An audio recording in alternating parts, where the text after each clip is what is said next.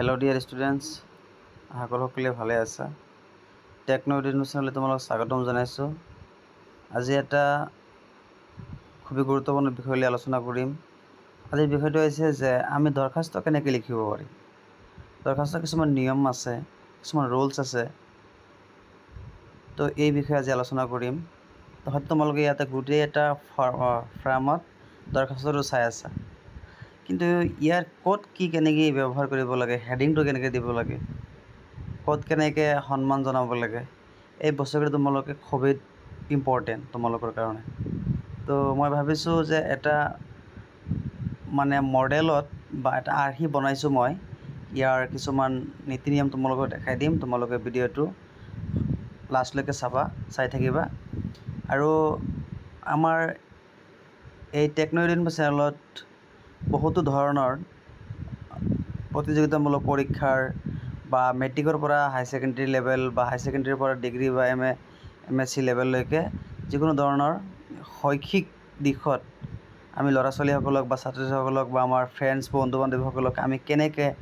আগুৱাই লৈ যাব পাৰি সেই বিষয়ে আমি ইয়াতে বহুত ধৰণৰ শিক্ষামূলক কিছুমান ভিডিঅ' বনাইছোঁ আমি বা ক্লাছ ৱাইজ কিছুমান ভিডিঅ' দিছোঁ আমি এইবিলাক বস্তু তোমালোকে চাবা বুলি মই আশা ৰাখিছোঁ আৰু যিসকল নতুন আছে মোৰ চেনেলটো ছাবস্ক্ৰাইব কৰি ৰাখিবা যিকোনো ধৰণৰ ভিডিঅ' পাবলৈ হ'লে চেনেলটো সকলোলৈ শ্বেয়াৰ কৰিবা যাতে সকলোৱে চাব পাৰে আৰু আমালৈ সঁহাৰি যাচিবা সঁহাৰি দিবা আমি তোমালোকলৈ যিমান পাৰোঁ সহায় কৰিবলৈ চেষ্টা কৰিম ঠিক আছে তো এই দৰখাস্তটো হৈছে যিকোনো ক্ষেত্ৰত আহে যেনেকুৱা মেট্ৰিকত দৰখাস্ত আহে যে যিকোনো এটা বিষয় লৈ আহিব পাৰে সেইটো বেলেগ কথা কিন্তু ইয়াৰ যিটো ফৰ্মেশ্যনটো যদি তোমালোকে মনত ৰাখা বা ইয়াৰ যিটো নিয়মটো যদি মনত থাকে বা জানা পেৰাগ্ৰাফ ক'ত চেঞ্জ কৰিব লাগে ক'ত কেনেকৈ লিখিব লাগে এই হেডিংবিলাক তোমালোকৰ পইণ্টবিলাক তোমালোকৰ জানা থাকিব লাগিব এইটো হৈছে মডেলটো জানা থাকিলে নিশ্চয় পাৰিবা তো যিয়ে নহওক এইটো হৈছে যে ফাৰ্ষ্ট অফ অল মই কৈ দিছোঁ তোমালোকক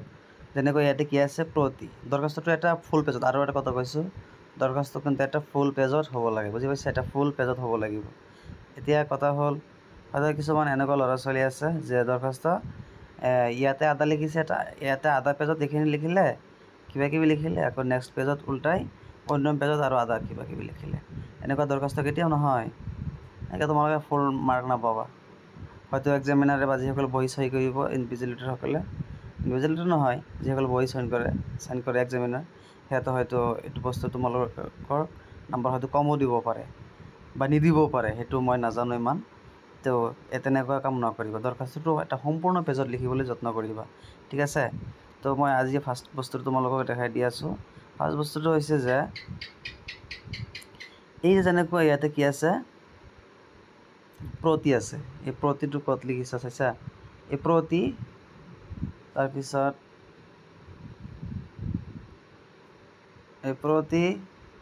তাৰপিছত তোমাৰ এই যে সন্মানীয় মহোদয় এই বস্তুকেইটা তোমালোকৰ অলপ মন দিবা ফাৰ্ষ্টত ঠিক আছে তাৰপিছত নেক্সট পেৰাগ্ৰাফটো চাবা যে আমি মাননীয় অধ্যক্ষ মহোদয় পণ্ডিত দীনদয়াল উপাধ্যায় আদৰ্শ মহাবিদ্যালয় বা কোনটো তোমালোকৰ বিদ্যালয়লৈ লিখিব দিছে সেইটো হয়তো কুৱেশ্যনত মেনশ্যন কৰিব লাগিব সেইটো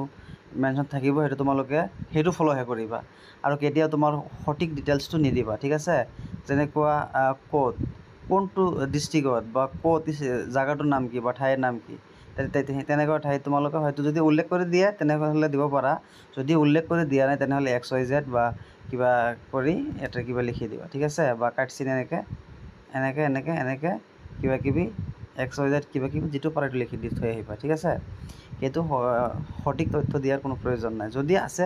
উল্লেখ কৰিবা যদি নাই নিজে উল্লেখ কৰাৰ কোনো প্ৰয়োজন নাই তাৰপিছত দৰখাস্ত কেতিয়াও তোমালোকৰ